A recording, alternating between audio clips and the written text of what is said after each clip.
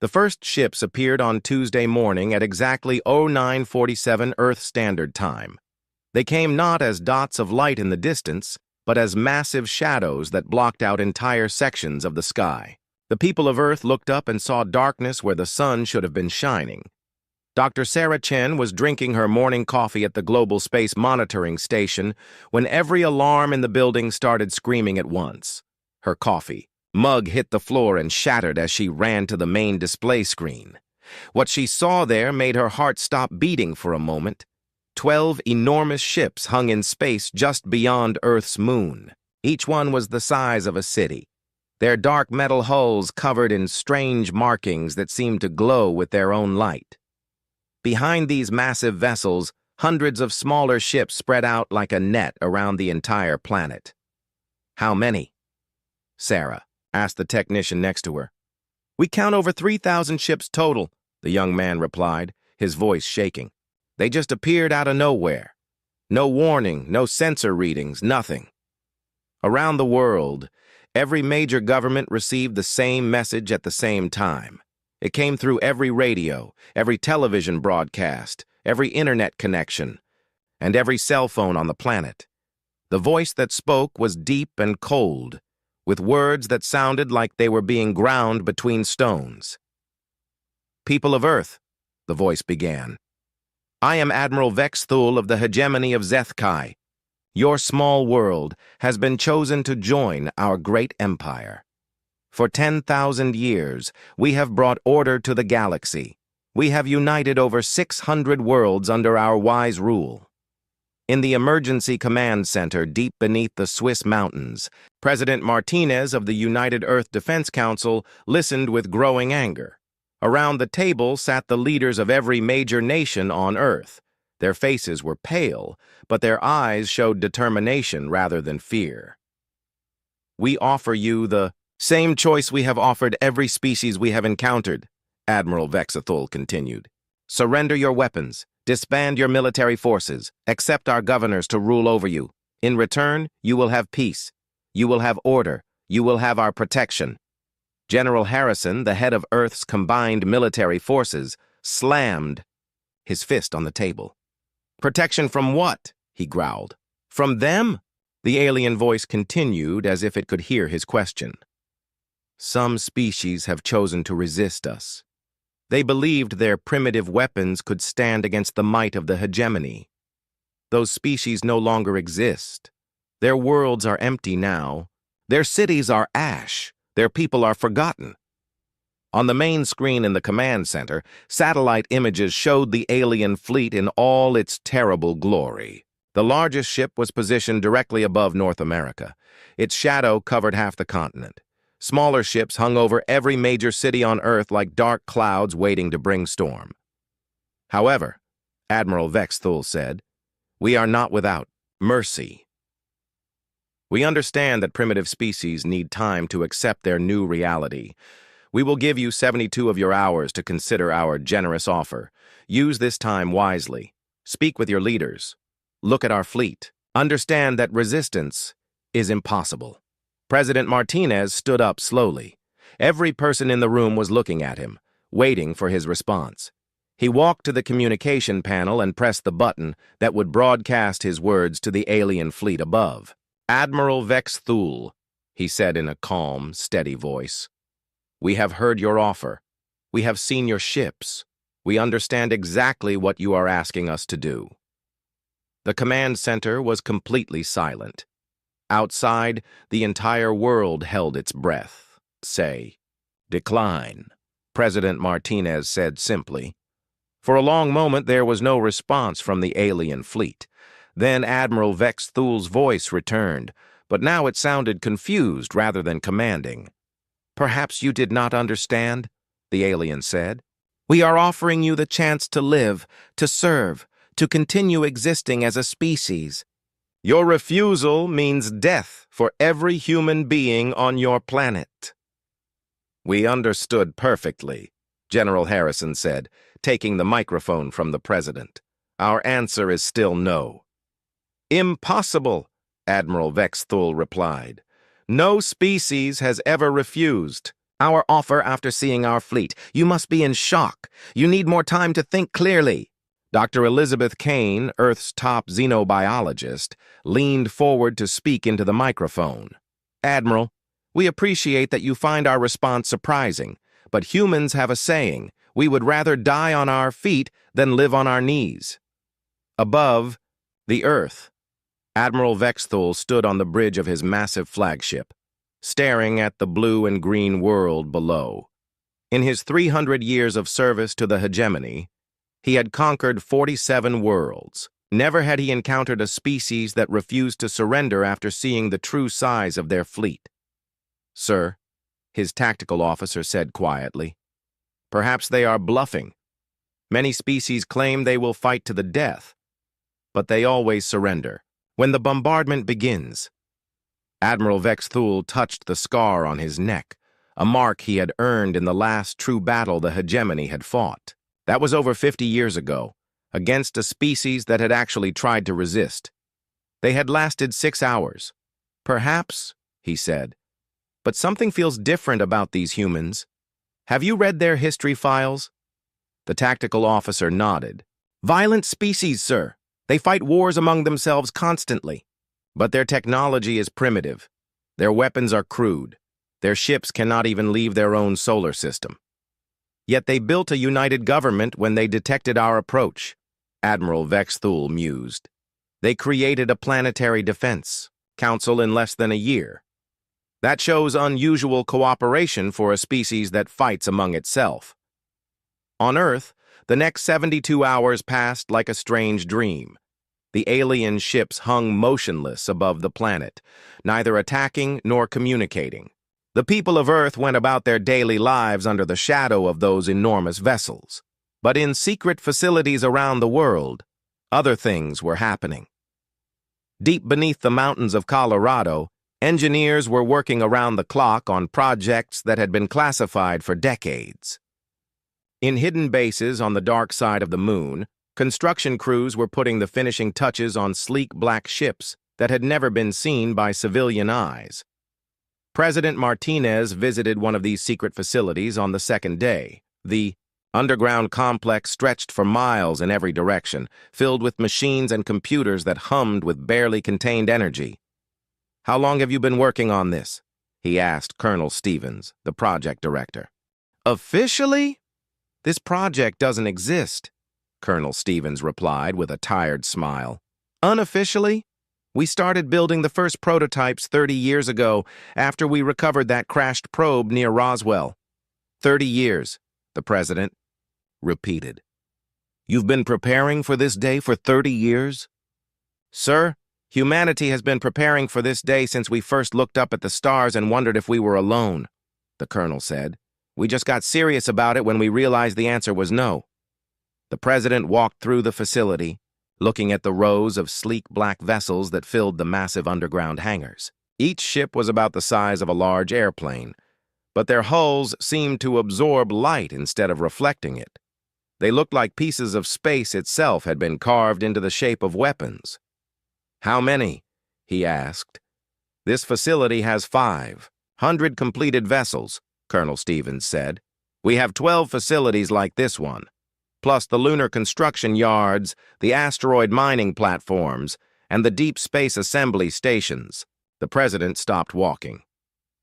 Deep space assembly stations? How long have we had bases outside the solar system? Colonel Stevens smiled again. Sir, when we decoded that first alien data core, we learned how to build jump drives. We've had ships exploring nearby star systems for 15 years. We've been very busy. On the third day, Admiral Vexthul sent one final message to Earth. His voice was colder than before, with an edge of anger that hadn't been there previously. Humans of Earth, he said, your time is nearly ended. In 6 of your hours, we will begin the cleansing of your world. Your cities will burn, your oceans will boil, your species will be erased from the galaxy. This is your final chance to accept our mercy. In the underground command center, President Martinez looked around the table at the faces of Earth's leaders. None of them looked afraid anymore. They looked ready. All stations report ready, General Harrison said quietly. The Black Armada is prepared for deployment. Lunar bases are online, reported Admiral Chen. Our deep space assets are in position. Jump. Drives are charged and ready, added Colonel Stevens through the video link. All ships are waiting for your command, sir. President Martinez took the microphone one last time. When he spoke, his voice was calm and confident. Admiral Vex Thul, he said, we have heard your final warning. We want you to know that we appreciate the opportunity you have given us. These last 3 days have been very useful. Useful for what? The alien admiral asked, confusion clear in his voice. For getting into position, President Martinez replied. You see, Admiral, you made one very important mistake. You assumed that because we are young and our technology looks primitive, we would be easy to defeat. You never considered that we might have been hiding our true capabilities. Above Earth, Admiral Vex Thul felt a chill run down his spine. What do you mean? He demanded. I mean, Admiral, that Earth's refusal to surrender was not an act of desperation, the President said. It was an act of war. And now that you have given us time to prepare, we are ready to show you exactly what humanity is capable of when threatened. On every human ship in the secret fleet, crews were strapping themselves into their seats and running final system checks. In command centers around the world, officers were watching displays that showed thousands of contacts moving into attack positions. Admiral Vex Thul, President Martinez said, you came here to demand that Earth kneel before your empire. Instead, you are about to learn why that was the worst mistake your people have ever made. The alien admiral's voice came back one final time, but now it carried a note of uncertainty that had not been there before. You cannot possibly believe that your primitive world can stand against the might of the hegemony. We are about to find out, President Martinez replied. Then he turned to General Harrison and gave the order that would change the galaxy forever. General, he said quietly, release the Black Armada. The first sign that something was wrong came from the hegemony's sensor officer. Lieutenant Creethall had been monitoring Earth's surface for any signs of military buildup or panic. For 3 days, she had watched the humans go about their normal activities with a calm that disturbed her. Admiral, she said, turning from her console with confusion written across her scaled features. I am detecting massive energy readings from beneath the planet's surface. Admiral Vex Thul approached her station, his heavy footsteps echoing on the metal deck. Show me. The main display screen lit up with a 3-dimensional map of Earth. Dozens of red dots pulsed beneath the continents, each one indicating a massive power source that had not been there the day before. When did these appear? The Admiral asked. That is the strange part, sir, Lieutenant Creethall replied. They did not appear. They were always there. Our sensors simply could not detect them until now. Impossible. Our scanning technology can penetrate any known shielding. Yes, sir. That is what makes this so disturbing. Admiral Vex Thul studied the display with growing unease. In his centuries of conquest, he had never seen anything like this. The humans had hidden massive installations from the most advanced sensors in the galaxy. How was that possible? Deep beneath the Rocky Mountains, Colonel Stevens stood in the main control room of Project Dark Sky. Around him, hundreds of technicians worked at computers that controlled the most secret military program in human history. The walls of the command center were lined with screens showing the alien fleet above and the deployment status of Earth's hidden forces. Stealth fields are holding steady, reported Major Kim from her station. The aliens still cannot get accurate readings on our ship numbers or locations. Excellent, Colonel Stevens replied. How many vessels do we have ready for immediate deployment?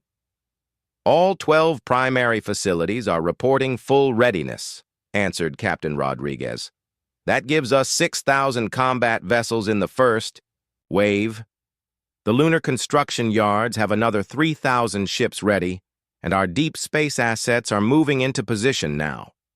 Colonel Stevens allowed himself a small smile. 30 years of preparation were about to be put to the test. The human race had spent 3 decades building in secret, using technology recovered from crashed alien probes and combining it with uniquely human innovations in warfare and tactics. The project had begun in the 1990s when a damaged alien scout ship had crashed in the Nevada desert. Unlike the popular stories, the government had not hidden this from the public out of fear of panic. They had hidden it because they immediately understood what it meant. Earth was not alone in the universe, and the beings out there had technology far beyond human capabilities. Rather than wait for first contact, humanity's leaders had made a different choice. They had decided to prepare. The crash site had yielded incredible treasures. The alien ship's computer contained star maps, technical specifications, and most importantly, detailed files on something called the hegemony of SCI-FI. The humans learned that they lived in a galaxy ruled by an empire that had conquered hundreds of worlds. They learned that this empire gave each new species the same choice: surrender or die. But the humans also learned something the aliens had not expected them to discover. The hegemony's files contained detailed records of every species they had conquered, including their military capabilities, their technologies, and their weaknesses. More importantly, they contained records of the few species that had tried to resist. All of those species had failed, but their failures had taught the humans valuable lessons. The records showed that every resistant species had made the same mistake. They had tried to fight the hegemony using traditional military tactics. They had built bigger ships and more powerful weapons. They had tried to meet force with force. They had all been destroyed. The humans decided to try a different approach. Dr. Sarah Mitchell had been one of the lead scientists on the early research team. Now, 30 years later, she stood in the launch bay of Lunar Base Armstrong, watching the final preparations for humanity's first real test in space warfare. "The psychological warfare protocols are loaded and ready," she reported to the launch commander. "Each ship's AI has been programmed with complete behavioral profiles of all known hegemony species." The launch commander, Admiral Reyes, nodded grimly. "And the swarm tactics?" "All pilots have been trained in the new combat doctrines," Dr. Mitchell replied. "They understand that this is not about individual heroics or honorable combat. This is about hunting in packs." Admiral Reyes looked out through the observation window at the rows of sleek black ships waiting in the launch bays. Each vessel was a masterpiece of human engineering and alien technology. Their hulls were designed to absorb sensor beams and appear smaller than they actually were. Their engines were whisper quiet and produced almost no heat signature. Their weapons were built not for destruction, but for precision strikes that would disable rather than destroy. "Have you ever hunted wolves, Doctor?" Admiral Reyes asked. "No, sir." "Why do you ask?" "Wolves don't try to overpower their prey through brute force," the Admiral explained. "They work together. They separate their target from the herd. They attack from multiple directions. They go for the legs first, to slow their prey down. Then they go for the throat." Dr. Mitchell looked at the ships again with new understanding. "We are the wolves." "Yes," Admiral Reyes said quietly, "and the hegemony is about to learn what it feels like to be prey." Back on Earth, the countdown to the hegemony's ultimatum was entering its final hours. Admiral Vex Thul stood on his command bridge, watching the peaceful blue world below with growing frustration. His sensors still could not get clear readings on whatever was hidden beneath the planet's surface. His communications officer had reported several strange interference patterns in their scanning beams, as if something was actively jamming their equipment. "Sir," his tactical officer approached carefully, "perhaps we should begin a limited bombardment early. A demonstration of our power might convince the humans to surrender." Admiral Vex Thul considered this suggestion. In the past, showing overwhelming force had often broken the will of resistant species before a real battle could begin. But something about the humans' calm confidence worried him. "No," he decided. "We will honor our agreement. 72 hours as promised. but prepare all ships for immediate bombardment when the time expires. What Admiral Vexthul did not know was that human ships were already moving. Deep in space, far beyond the range of hegemony sensors, the first elements of Earth's secret fleet were taking their positions. These were not the ships hidden in underground facilities or lunar bases. These were vessels that had been built in secret shipyards orbiting distant asteroids, powered by fusion reactors that had been operating in complete radio silence for over a decade. Captain Maria Santos commanded one of these deep space vessels, a sleek Predator-class ship called the Shadow Hunter. She and her crew had been living in the darkness between stars for 2 years, waiting for this moment. Her ship was one of 50 that had been positioned throughout the local star system, ready to cut off any hegemony retreat. All stations report. "Ready, Captain," her tactical officer announced quietly. "Jump drives are charged. Weapons are armed. Stealth systems are operating at maximum efficiency." Captain Santos looked at the display showing the hegemony fleet clustered around Earth. The alien ships were positioned exactly as human strategists had predicted they would be, arrogant and confident, showing their full strength like predators, displaying their power to frighten prey into submission. "Begin final approach," she ordered. "Silent running, no active sensors. No communications with other ships until the signal is given." Around Earth's solar system, 49 other ships, just like the Shadow Hunter, were making the same preparations. They moved like ghosts through space, their advanced stealth technology making them invisible to hegemony sensors. Each ship carried enough firepower to cripple a hegemony cruiser, but more importantly, each ship carried weapons designed specifically to target alien technology based on decades of studying recovered wreckage. The humans had learned that hegemony ships all used the same basic design principles. They relied on massive energy shields for protection and concentrated firepower for attack. Their ships were built like fortresses, designed to survive direct assault while delivering overwhelming destruction to their enemies. But fortresses had weaknesses that smaller, faster attackers could exploit. On Earth, General Harrison stood in the main war room, surrounded by displays showing the positions of every human and alien ship in the solar system. The room was filled with officers from every branch of Earth's military, all working together for the first time in human history. "Deep space assets report ready," announced Colonel Park from the communications station. "All 50 shadow ships are in position around the system perimeter." "Lunar forces ready," added Admiral Chen. 3,000 ships prepared for immediate launch. "Underground facilities ready," reported Colonel Stevens. 6,000 ships ready for surface deployment. General Harrison looked at the clock on the wall.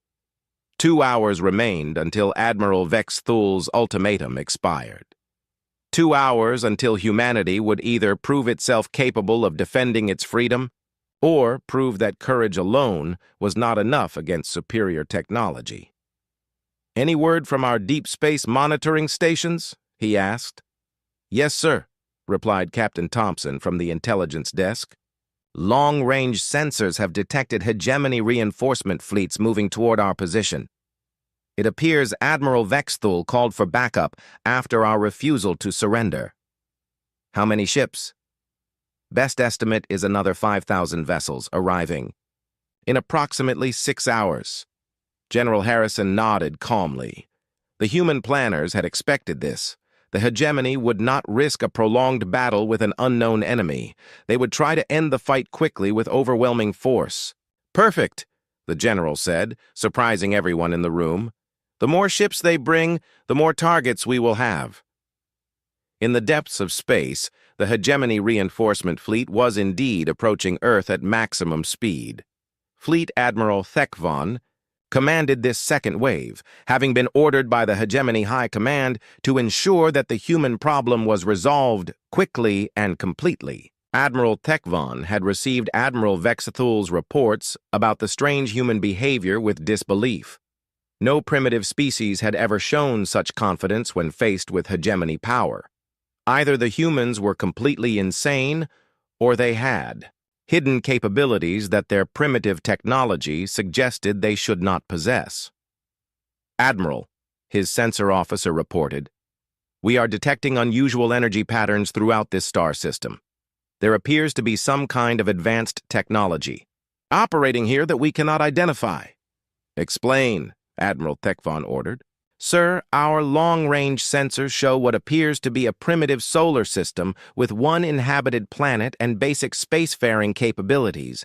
But our detailed scans are detecting energy signatures that suggest much more advanced technology at work."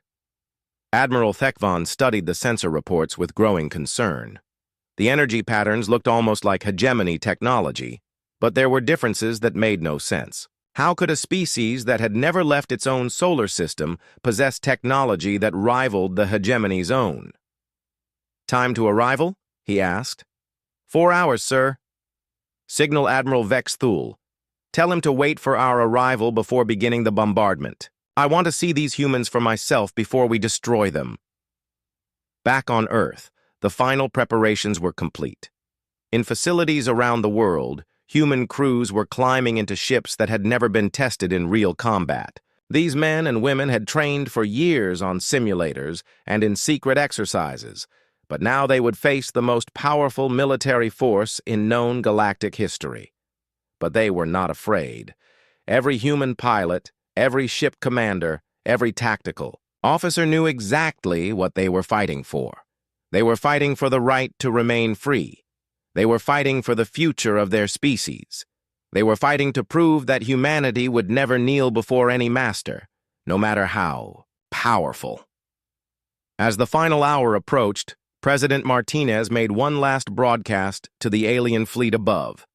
"Admiral Vex Thul," he said, his voice carrying clearly through space to the hegemony flagship. "Your time limit is almost reached. We want you to know that we have spent these last few days wisely. We have prepared for what comes next." "Your preparations will not matter," Admiral Vex Thul replied coldly. "No force in this galaxy can stand against the hegemony." "Perhaps you are right," President Martinez admitted.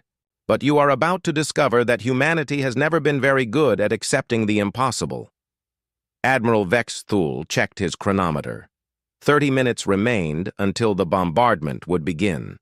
Around Earth, his fleet moved into final attack positions, their massive weapons charging with enough power to turn the planet's surface into molten glass. But deep beneath that planet's surface, and in the darkness of space around it, humanity's Black Armada was ready to prove that sometimes the impossible was just another word for something that had never been tried before. The bombardment began exactly 72 hours after Admiral Vex Thul's ultimatum.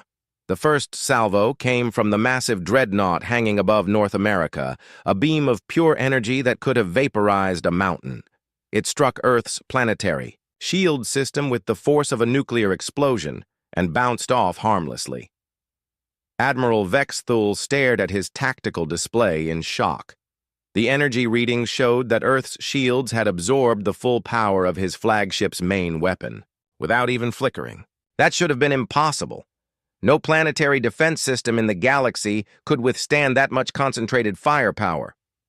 "Sir," his weapons officer reported with confusion in his voice, "our bombardment appears to have had no effect. The planetary shields are holding steady." "Impossible," Admiral Vex Thul growled. "Fire again. Full power from all ships." 3,000 hegemony vessels opened fire at once. The space around Earth lit up like a small sun as enough energy to destroy. Entire fleets hammered against the planet's defenses. For 10 full minutes, the alien fleet poured destruction toward the blue world below. The shields held. "How?" Admiral Vex Thul whispered, his voice barely audible on the bridge. "How can a primitive species possess shields more powerful than our own?" His question was answered when space itself seemed to come alive around his fleet. The first human ships appeared without warning, materializing out of empty space like ghosts becoming solid.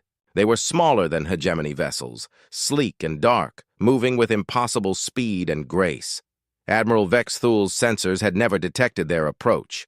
"Contact!" his tactical officer shouted. "Multiple vessels approaching from all vectors." "How? Many?" the Admiral demanded. I cannot get an accurate count, sir. They appear to be using some kind of sensor jamming technology. Best estimate is thousands of ships."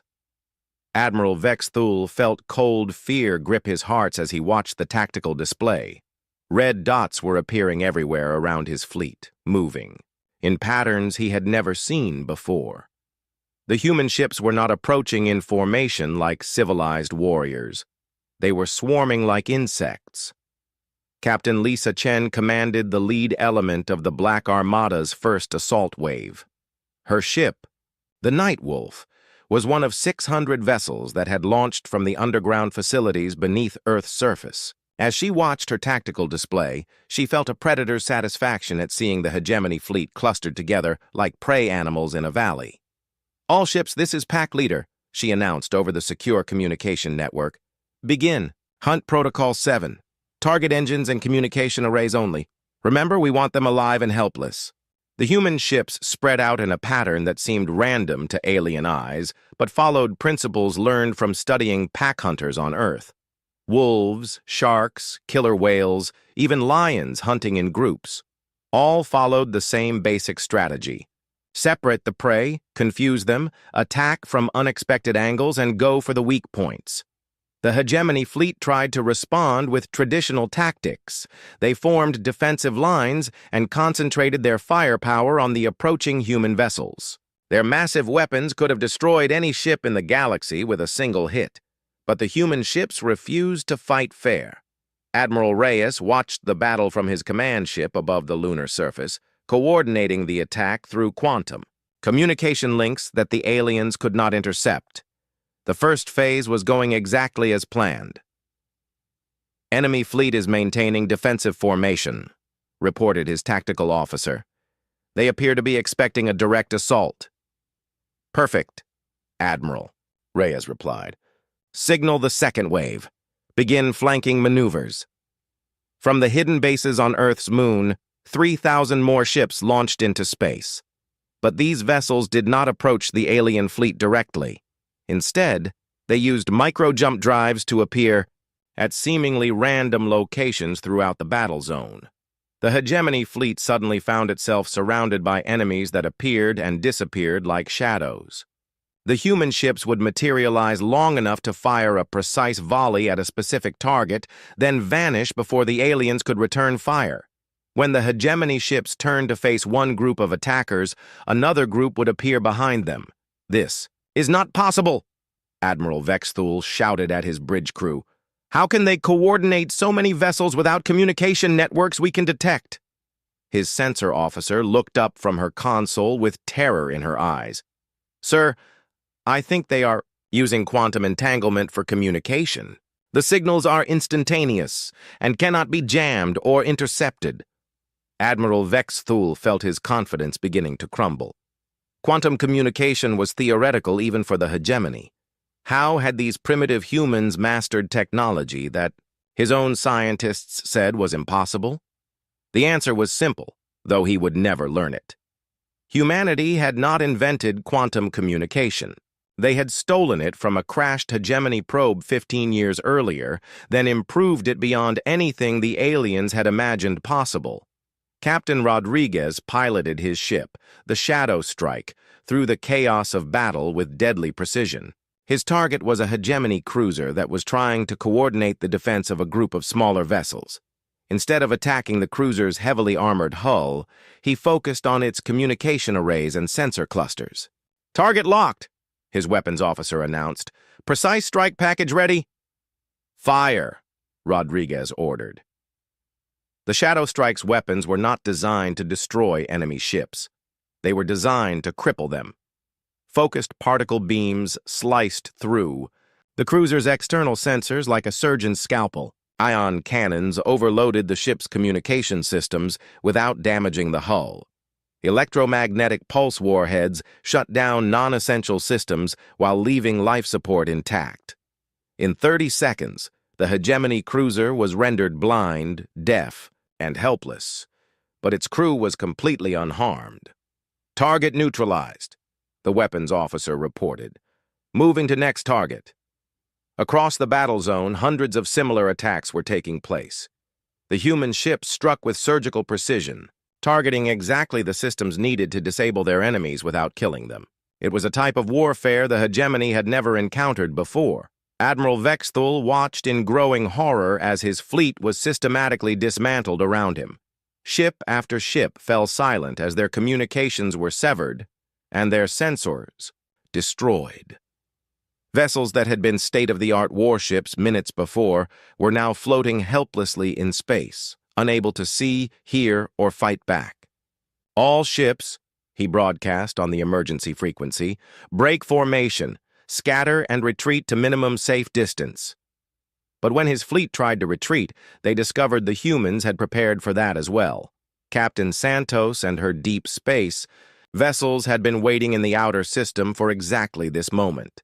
As the hegemony ships tried to flee the main battle, they found their escape routes blocked by more of the mysterious human vessels. "This is impossible," Admiral Vexthul said. Again, but his voice was now barely a whisper. "How can they have ships everywhere? How did they know exactly where we would try to retreat?" The answer was that humanity had been studying hegemony tactics for 30 years. They knew exactly how the alien fleet would respond to every situation, because they had detailed records of every battle the hegemony had ever fought. The aliens had won so many easy victories that their tactics had become predictable. Dr. Mitchell watched the battle from the command center on Luna, coordinating the psychological warfare aspects of the attack. Each human ship was broadcasting carefully crafted messages designed to increase confusion and fear among the alien crews. "How are the enemy morale indicators?" she asked her assistant.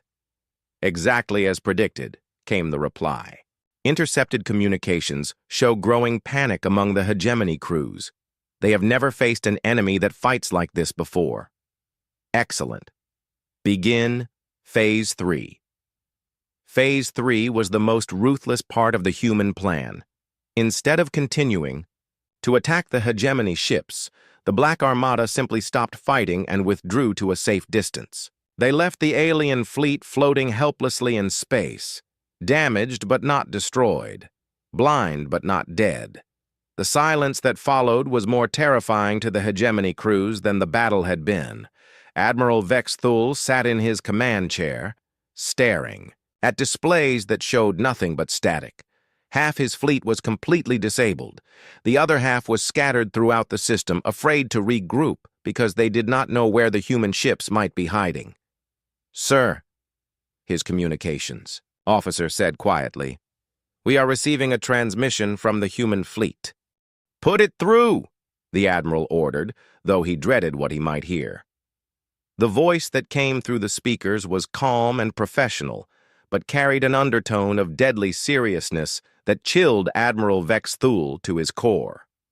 "Admiral Vexthul, this is Admiral Reyes of the Earth Defense Force. I believe you can see that your situation has changed significantly in the last few hours." Admiral Vexthul looked around his darkened bridge, then at the tactical displays showing his crippled fleet. "What do you want?" he asked. "I want you to understand something very important," Admiral Reyes replied. "This battle is not over. What you have just experienced was not our full strength. It was a demonstration." "A demonstration of what?" "A demonstration of what happens when you threaten our world," Admiral Reyes said coldly. "You came here expecting us to surrender or die. Instead, you have learned that there is a third option. You can be defeated." Admiral Vexthul felt rage building inside him. "Impossible. The hegemony cannot be defeated by primitives. We have ruled this galaxy for 10,000 years. Admiral Reyes said, with what sounded almost like pity in his voice, "you have ruled this galaxy for 10,000 years because you have never encountered a species like humanity. We don't fight like the others. We don't think like the others." And we sure as hell don't surrender like the others. On the main display of Admiral Vexthul's ship, an image appeared that made his blood freeze. It showed the approaching hegemony reinforcement fleet, the 5,000 ships that were supposed to ensure his victory over the humans. But they were not alone in space. Surrounding the reinforcement fleet, barely visible against the darkness of deep space, were hundreds of human ships. The sleek black vessels moved like predators stalking prey, waiting for the perfect moment to strike. "You see, Admiral," Admiral Reyes continued, "while you were busy trying to destroy our planet, we were busy preparing surprises for your friends. Fleet Admiral Thekvan's reinforcements are going to receive the same lesson you just learned." Admiral Vexthul stared at the display in disbelief. How had the humans known about the reinforcement fleet? How had they positioned ships to intercept them? How was any of this possible? "But I am going to offer you something your people have never offered any of the species you have conquered," Admiral Reyes said. "I am going to give you a choice.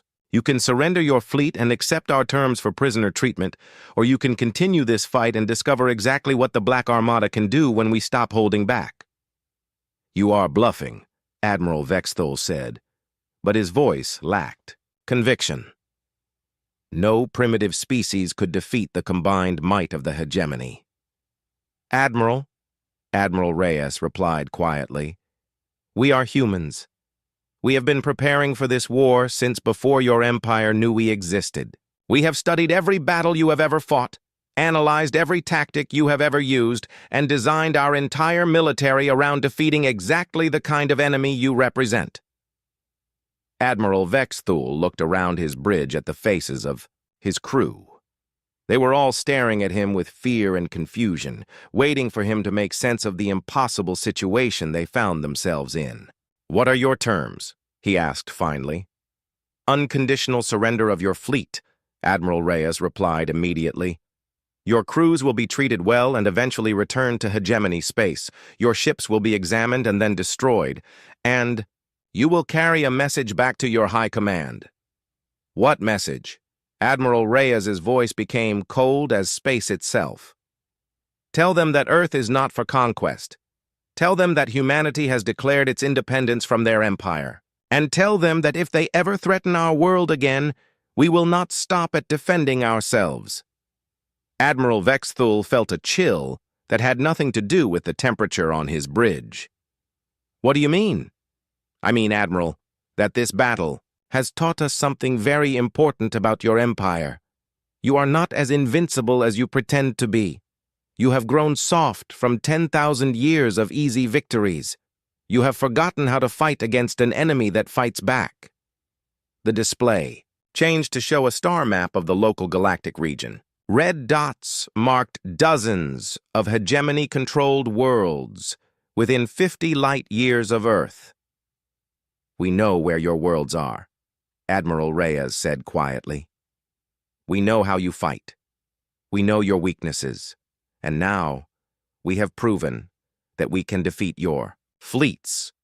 The question you need to ask yourself is this: do you really want to find out what happens when the Black Armada stops playing defense and starts playing offense?"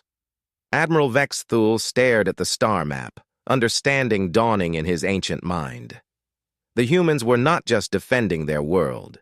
They were declaring war on the entire hegemony.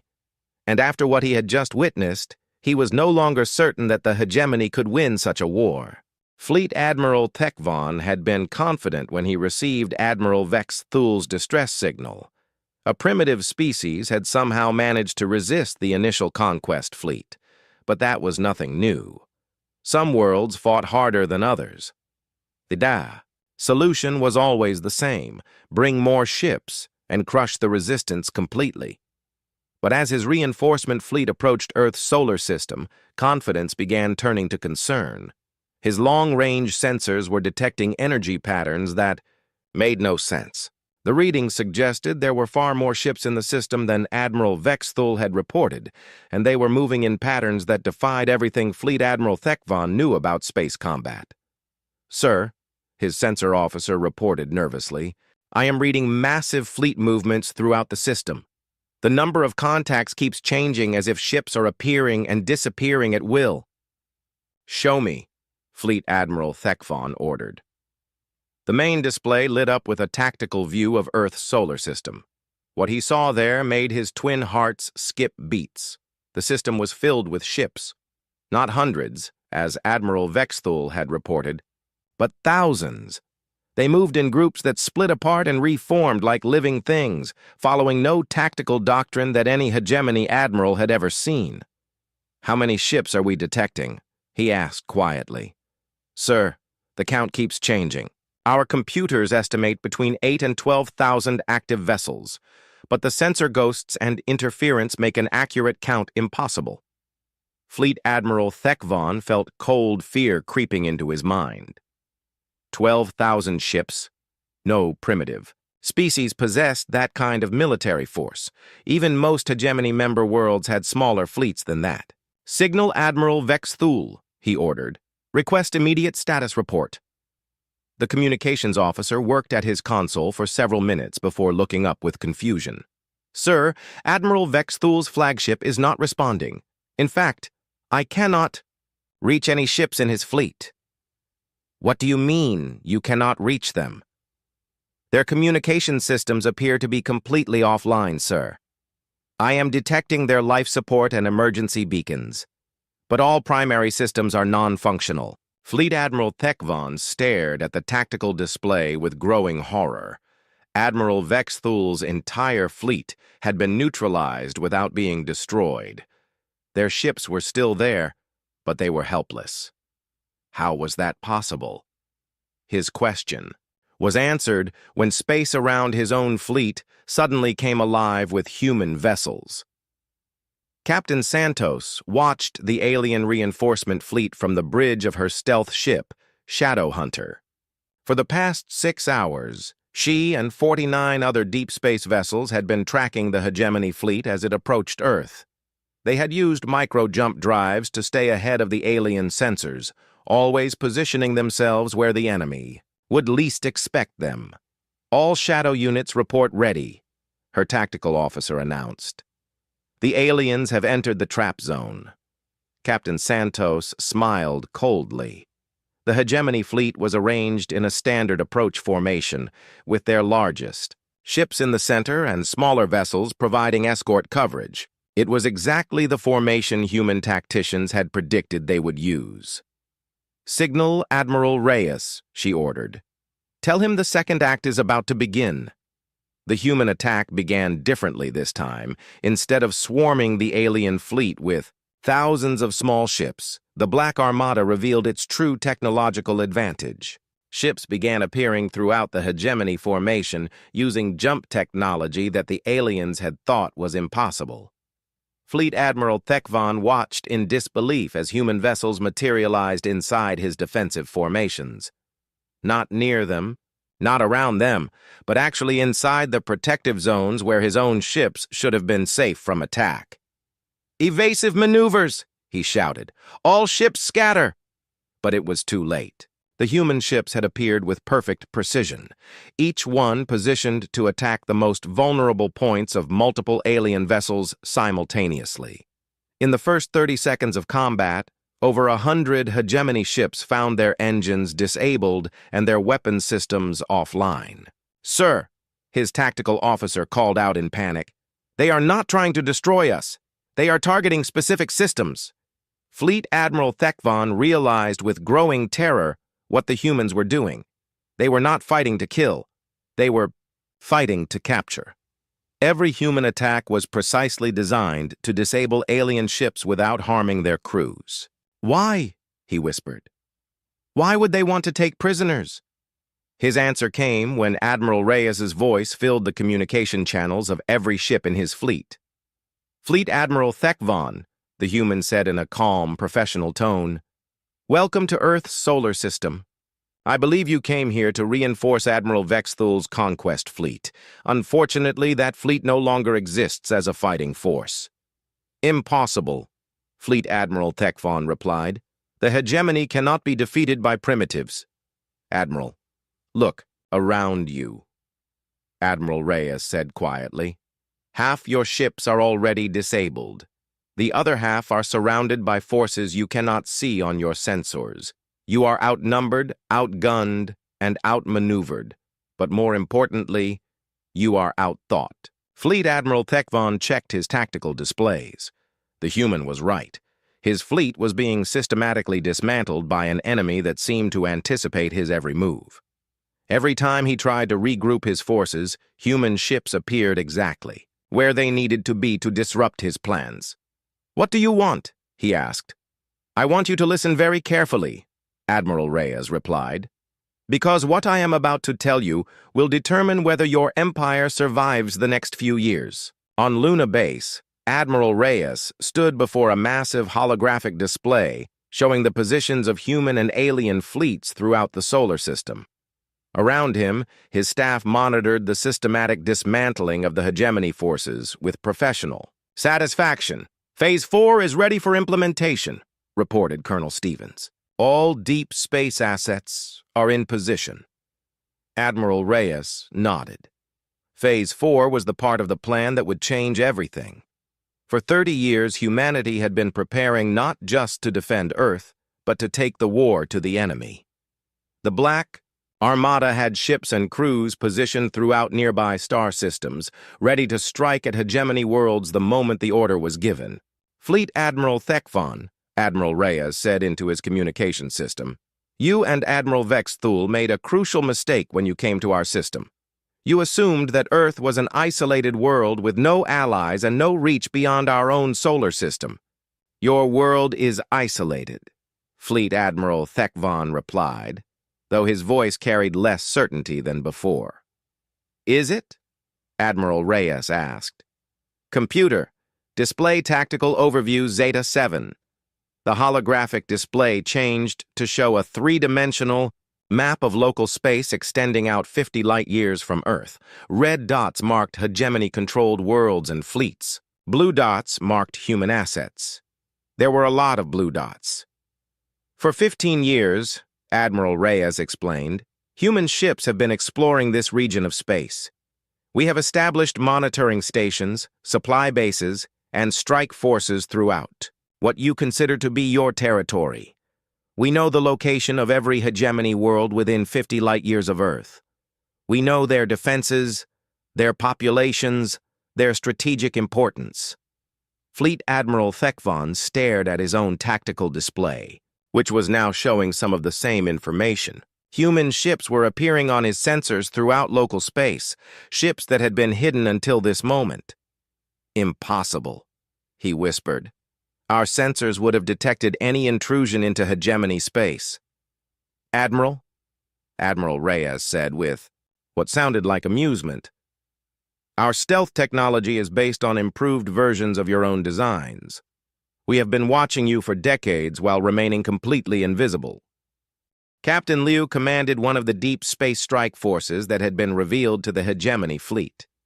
Her task force of 20 ships had been orbiting the hegemony world of Kelthtar for over a year, studying the planet's defenses and preparing for this moment. "All ships report ready," her tactical officer announced. "Orbital defense platforms have been targeted. Primary military installations have been marked for precision strikes." Captain Liu looked at the peaceful alien world below. Her ships. Kelthtar was home to over 3 billion beings, most of them civilians who had no part in their government's decision to threaten Earth. The human plan called for surgical strikes that would cripple the planet's ability to support military operations without harming innocent people. "Begin Phase 4 Alpha," she ordered. "Target military installations only. Avoid all civilian areas." Around the planet, Kelthtar, 20 human ships began their attack. But this was unlike any military assault in galactic history. Instead of bombarding cities or destroying infrastructure, the human ships used precisely targeted weapons to disable military bases, communication centers, and spaceports. Within 2 hours, Kelthtar's ability to support hegemony military operations had been completely eliminated, but not a single civilian had been harmed. Similar attacks were taking place on dozens of other hegemony worlds throughout the region. Human strike forces that had been hidden for years suddenly revealed themselves, striking with surgical precision at military targets while carefully avoiding civilian casualties. Fleet Admiral Thekvon received reports of these attacks with growing disbelief. "They are attacking our worlds," he said to Admiral Reyes. "This means war." "No, Admiral," Admiral Reyes replied calmly. "War is what your empire declared when you came to our system and demanded our surrender. What we are doing now is simply showing you the consequences of that declaration." "The hegemony will respond to these attacks," Fleet Admiral Thekvon said, but his voice lacked conviction. "Our fleets will crush your forces." "With what fleets?" Admiral Reyes asked. "Admiral, in the past 8 hours, the Black Armada has disabled or captured over 8,000 hegemony vessels. Your local military forces have been eliminated. Your communication networks have been disrupted. Your supply lines have been cut." Fleet Admiral Thekvon checked his long-range communications array. Admiral Reyes was right. He could not reach Hegemony High Command. His emergency signals were being blocked by some kind of interference that his technicians could not identify or overcome. "But this is not just about military tactics," Admiral Reyes continued. "This is about showing your empire something it has never seen before. For 10,000 years, the hegemony has been the hunter. Today, you become the prey." Dr. Mitchell monitored the psychological warfare aspects of the operation from her command center on Earth. The human attacks were designed not just to disable hegemony forces, but to create a specific emotional response among alien leadership. "Fear levels among captured hegemony personnel are rising exactly as predicted," she reported to Admiral Reyes. "They have never encountered an enemy that could track their movements, predict their tactics, and strike at will across such vast distances." "Excellent," Admiral Reyes replied. "Begin Phase 4 Beta."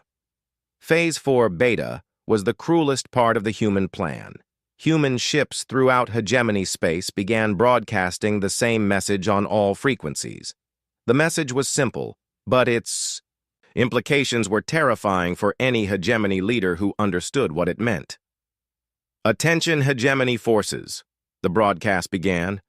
"This is the Earth Defense Force. For 10,000 years, your empire has conquered worlds by offering species a choice: surrender or die.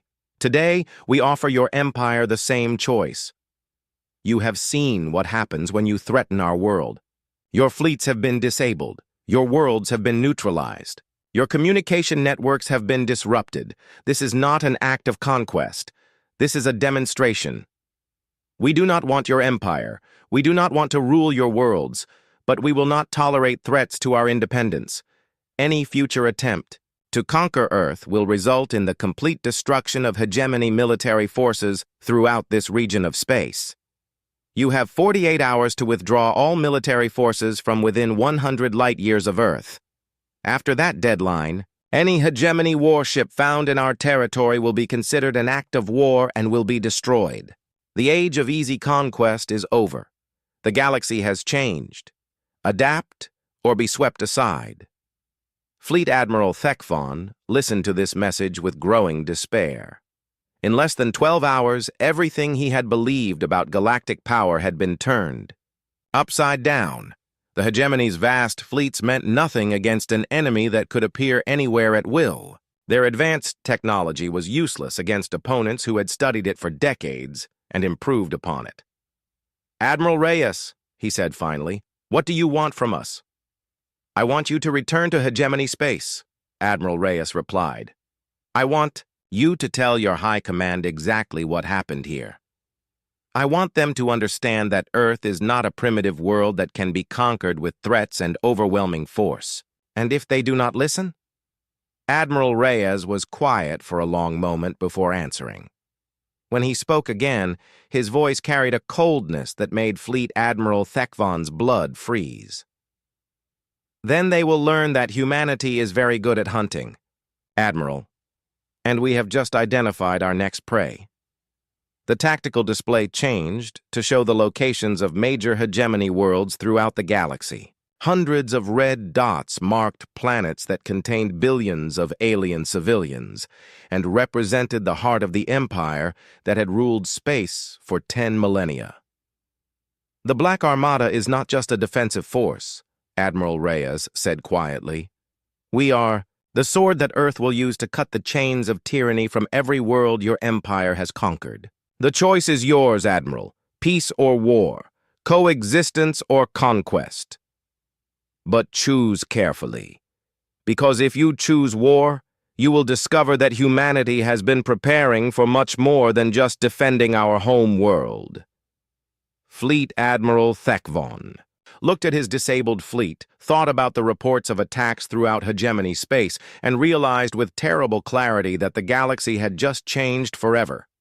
The hunters had become the hunted, and the prey had become the predators. 6 months after the Battle of Earth, the galaxy was a very different place. The hegemony of SCI-FI, an empire that had ruled over 600 worlds for 10,000 years, was collapsing like a house of cards in a hurricane. High Commander Zethnal stood in the empty council chamber on the hegemony capital world of Vorthak, staring at the holographic display that showed the current state of their empire. Where once there had been 600 green dots representing loyal worlds, now there were fewer than 50. The rest had declared independence, formed their own governments, or simply stopped responding to hegemony authority. How many fleets do we still control? He asked his aide, though he dreaded the answer. 17 battle groups remain under central command, came the nervous reply. The rest have either been destroyed by human forces or have declared loyalty to local governments. High Commander Zethnal touched the scar on his forehead, a mark he had earned in the last real war the hegemony had fought over a century ago. Back then, they had been invincible. Their technology was superior, their tactics were proven, their will was unbreakable. How had it all gone so wrong so quickly? The answer came in the form of a communication from one of their few remaining loyal worlds. The message was brief and terrifying in its simplicity. High Command, this is Governor Kelmuth of the Drextal system. Human ships have appeared in our space. They are broadcasting the same message they have sent to every other system. Declare independence or face the consequences. The humans are not attacking our world.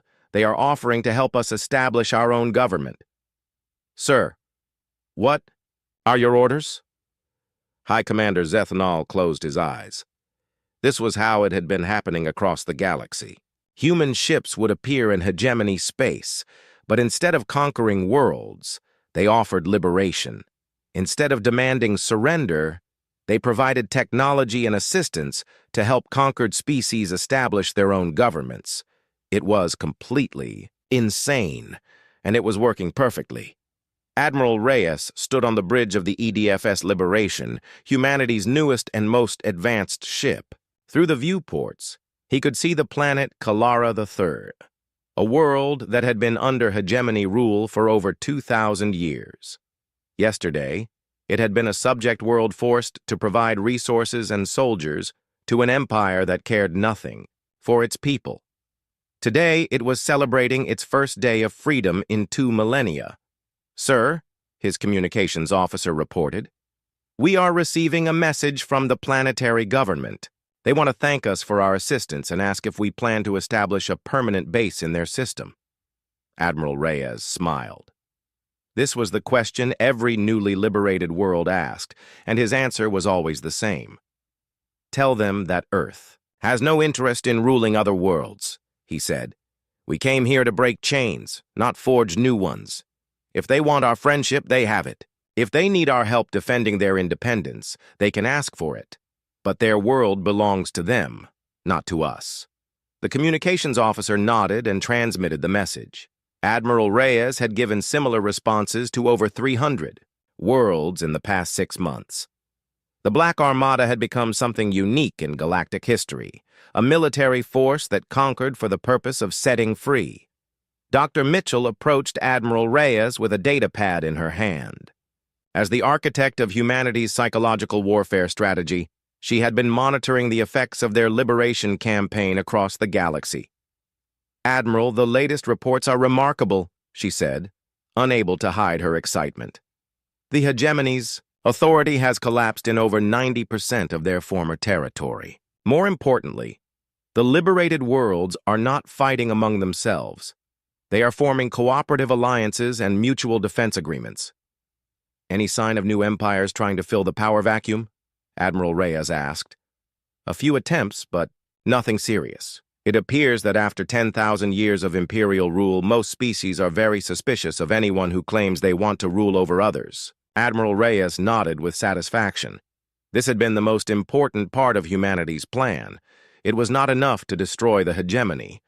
They had to make sure that something better took its place. On Earth, President Martinez stood before the United Nations General Assembly, addressing not just the people of his own world, but representatives from over 200 newly independent worlds that had requested membership in what was being called the Galactic Cooperative. "6 months ago," he began, "humanity faced a choice between freedom and slavery. We chose freedom, and we chose to fight for it.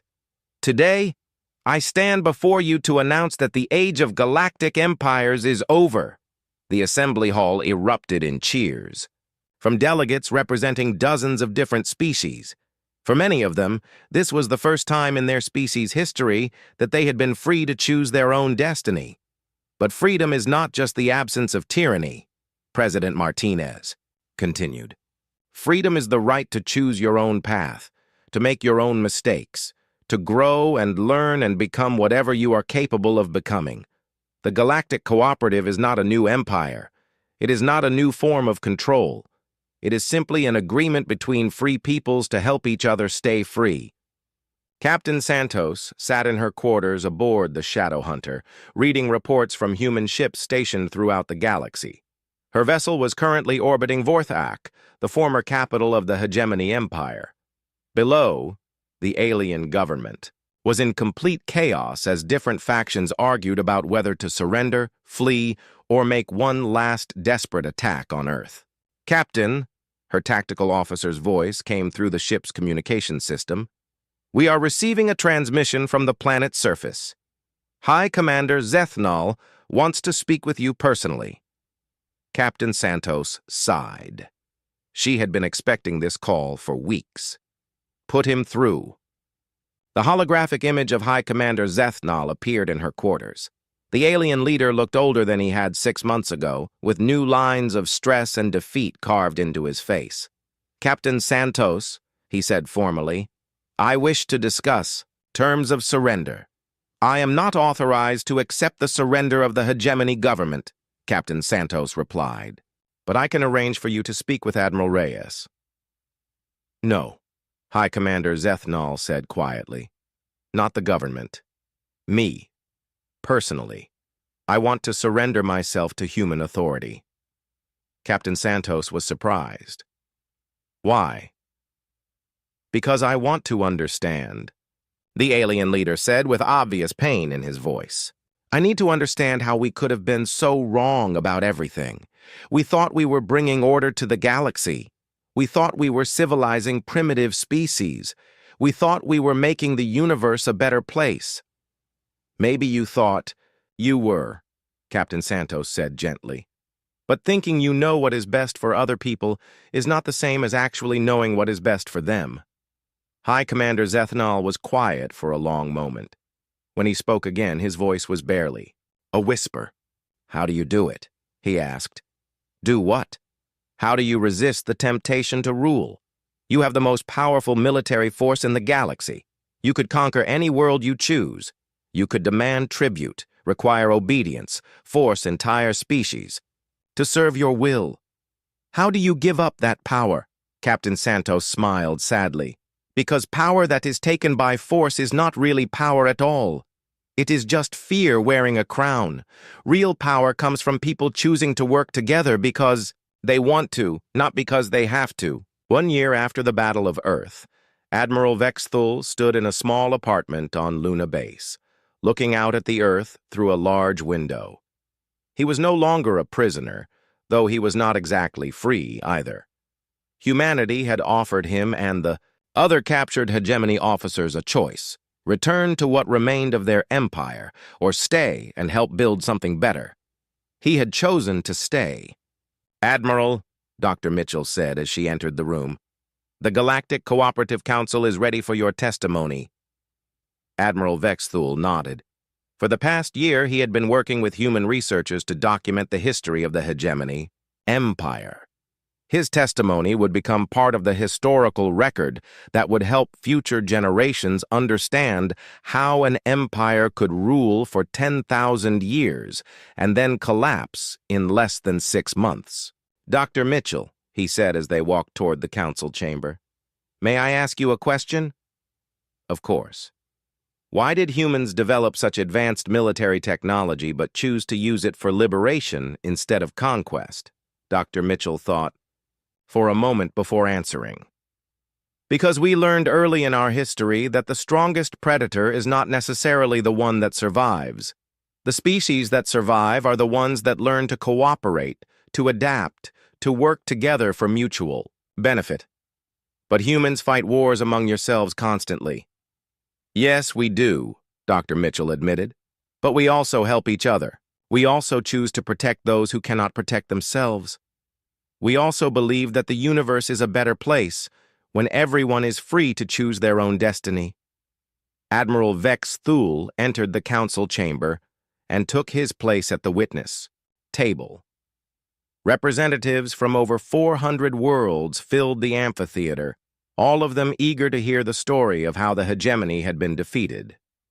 "Honorable delegates," Admiral Vexthul began, "I stand before you as the former commander of the fleet that came to conquer Earth.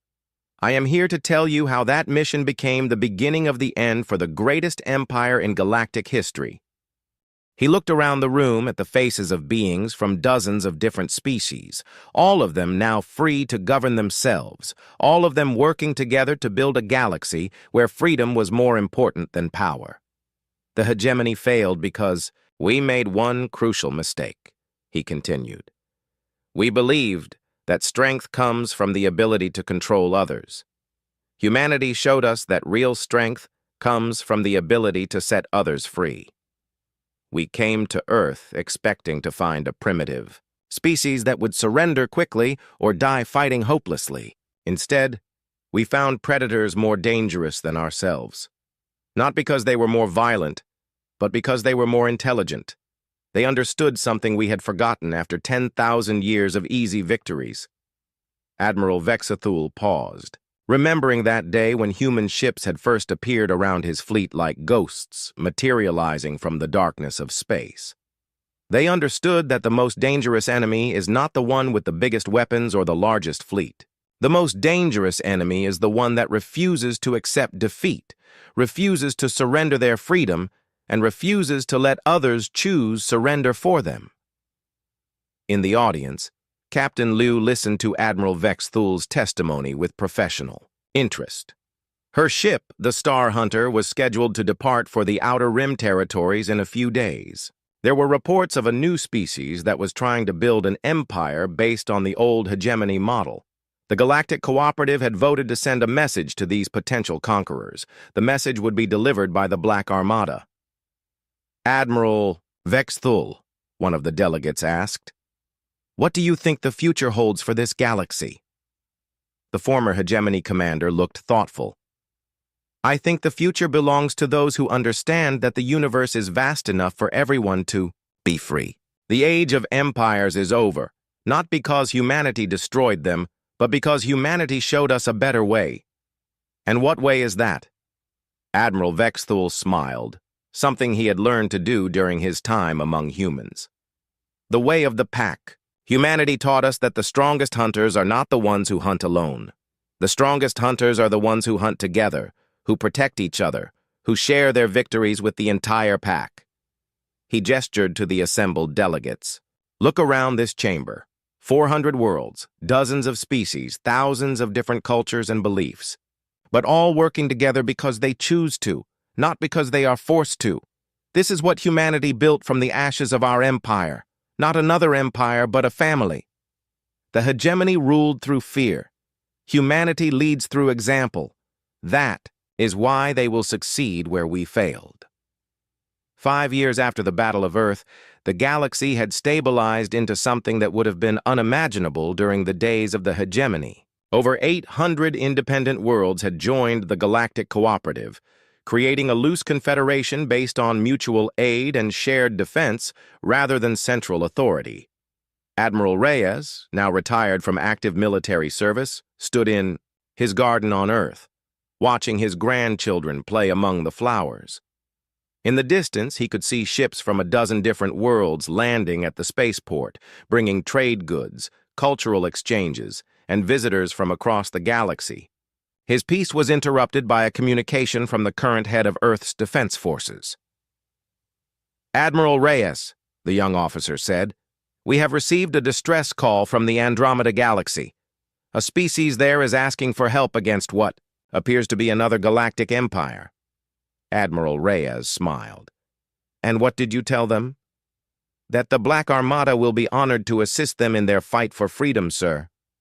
Admiral Reyes nodded with satisfaction.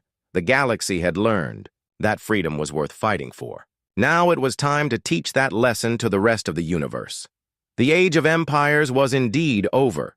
The age of cooperation had begun, and humanity, the species that had refused to kneel when ordered to surrender, would make sure that no one would ever have to kneel again.